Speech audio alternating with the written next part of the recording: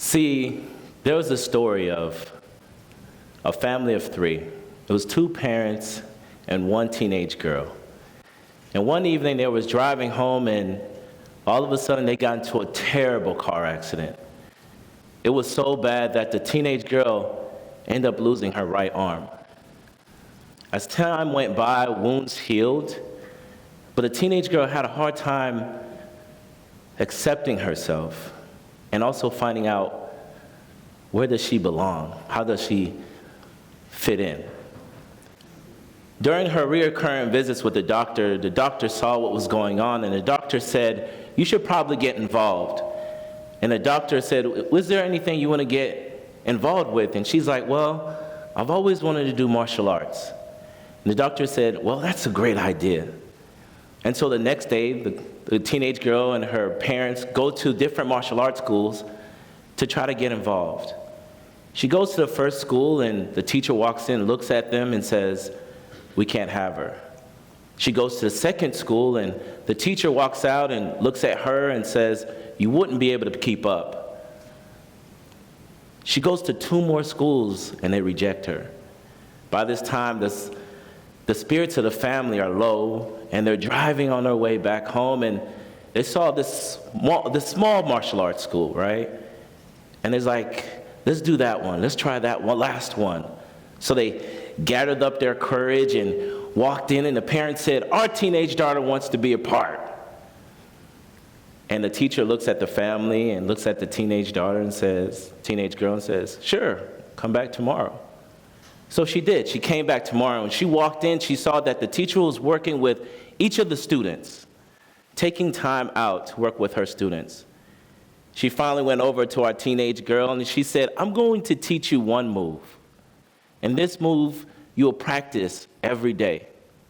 So that's what she did. Days, weeks, months went by, and she practiced this one move.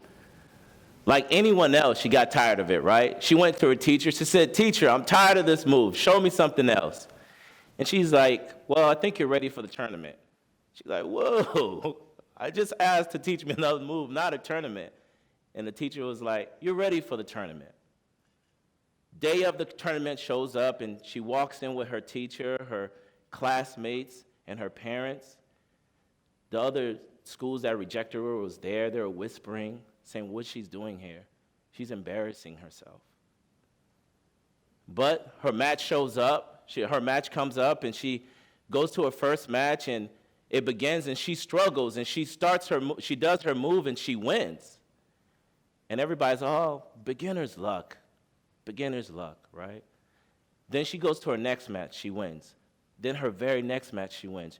She wins the next and the next, and she found herself in the championship match. People by this time are like with her, like, yeah, definitely. She runs to her master and says, Master, this kid has won 3 years in a row. How am I going to beat that kid? And the teacher said, you'll be fine. The match starts, and they struggle a bit, and she tries to do her one move, and it doesn't work. She tries it again, and guess what? It works. The whole place goes crazy. They're like, ah! They're screaming her name. They're like, wow, she won. Her parents are the obnoxious parents, and they're like, ah, that's my daughter. They're throwing popcorn and soda at people. And with tears in her eyes, she runs up to her master and says, Master, I won. How did you know I was going to win? Her master looks at her and tells her, 1, I believe in you. And 2, the only way to reverse that one move is by grabbing the right arm. The only way to reverse that one move is by grabbing the right arm. You see, this story resonates with me on multiple frequencies. It's one of my favorite stories. And the reason why it resonates with me is because I'm a person that have learning disabilities, and I prefer to say learning differences. And I'm also dyslexic, and so people always question my capabilities. Another reason why this story resonates with me is because a so-called weakness was turned into a strength. And then finally, for our purposes, the teacher saw her potential. Such a significant word that resonates with all of us individually and as a society. And so in my work, I was trying to figure out what definition of potential can I use that can help out what I'm doing? Which definition, which model? And so doing my research, I ran into Professor Maslow, Abraham Maslow's hierarchy of needs. You see, Maslow believes that we all have this motivation within us to be our best self.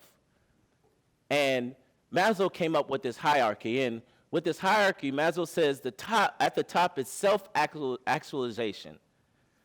And with self-actualization, it states that your main goal is to reach your full potential.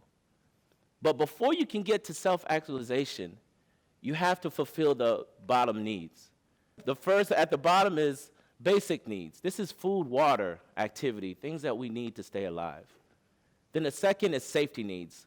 It's like you're safe in your environment, you have shelter, and it also means living in a society where you can have a job and a good retirement.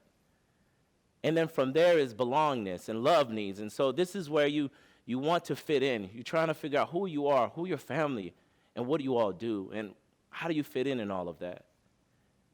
And then it's the esteem needs. And the esteem needs pretty much mean that the people around you and you believe that you can do well in school and in work and be successful in life. And once you have reached all these needs, you reach self-actualization.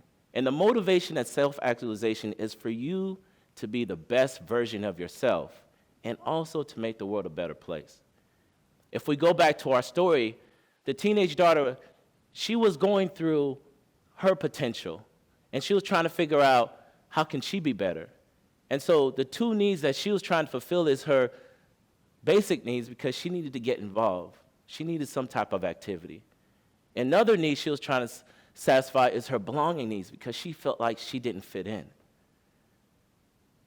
And so Maslow believes that almost everybody with the right support can reach their full potential. And I agree with him. But then I ask myself, why aren't more people reaching their full potential? Why are people giving up on their dreams? A student from Kennedy Middle School, and she's also at the Genius Academy, talks about we throw our dreams on the ground and stomp them like we don't even know them. Why are people dying on the inside? Like any college professor, I started doing my research. And I ran into a concept called power. Now, power is hard to pin down, and it's hard to define. My colleague Carlos Gutierrez, says power is like a free market. It's all around us. It's invisible. It happens between us. But the most basic definition of power is your ability to get what you want. An institution, a society, a government, capacity to get what they want. Now, would you believe me if I said to you that what other people want, what institutions want, can be a direct detriment to your potential? I'm not saying that everybody's out to get us, but what I am saying is that can be true. In my recent book, No Entry, Examining the Powers That Undermine Our Full Potential, I talk about how power can stifle, delay, and decay our potential. Let's go back to our story. So we know that our shero wanted to fulfill her basic needs and also her belonging needs. But we also know that she was rejected by 4 teachers. Now, we don't know those reasons why those teachers rejected her. But what we do know in the research is that women, specifically women of color, especially women of color, are more likely to be discriminated against than men. So Latino women, Indian women, Asian women, Native American women, black women.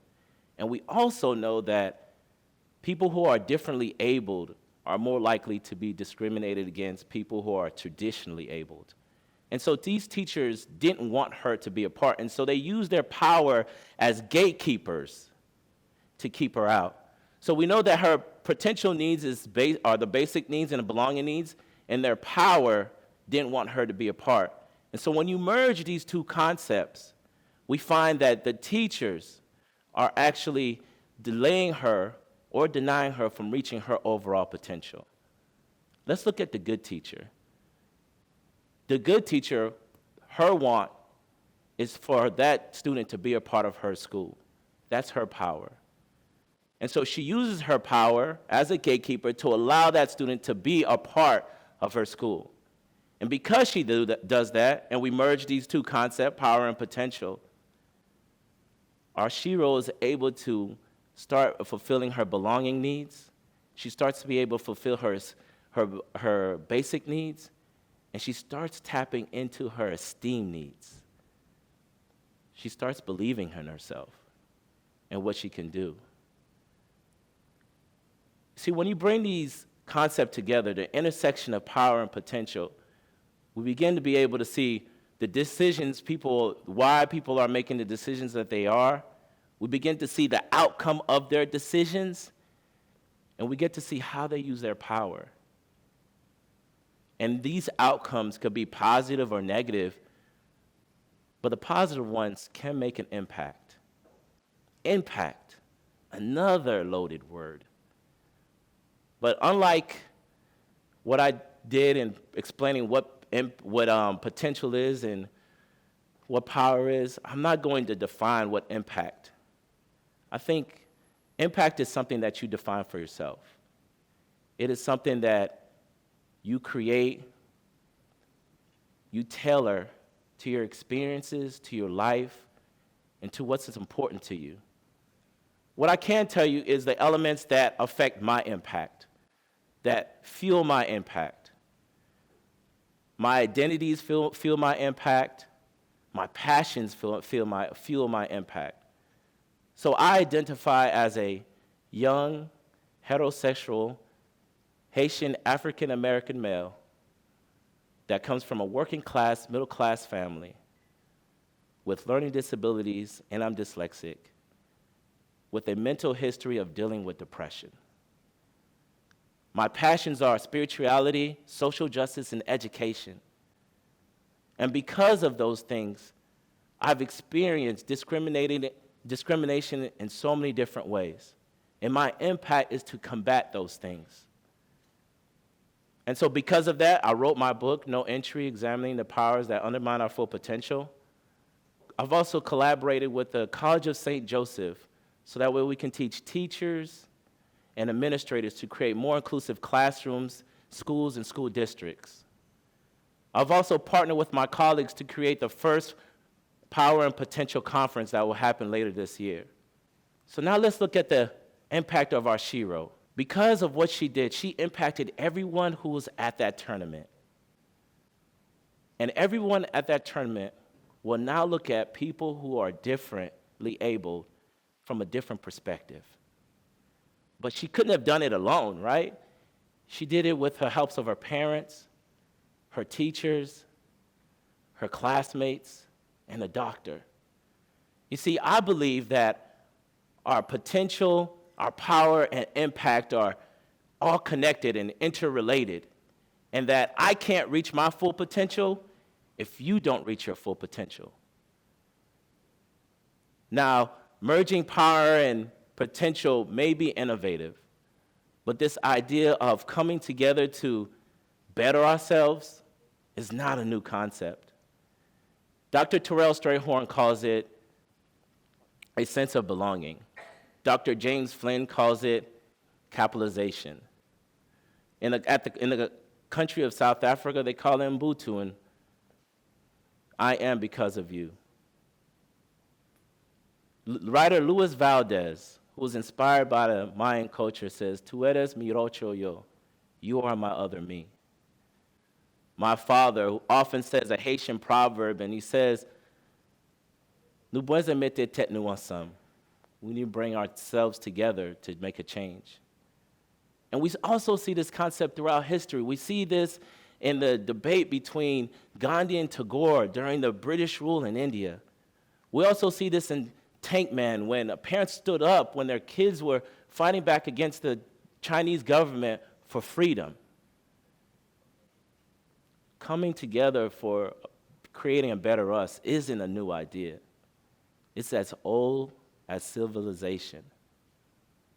Now, I know I'm talking to millennials, and I'm a millennial as well. I barely made it. So I'm going to leave with you all with the 3 beliefs. So this is my summarization of all of this in 140 characters or less. 1, believe in yourself. Find and allow others to believe in you, and if you have to, find something to believe in. You see, I believe in you because I believe in myself. You are my other me. And if we can combine our potential and our power together to create a greater impact to better ourselves and this world. And I think that's what we owe each other. Non moins c'est Colber Prosper. Merci beaucoup.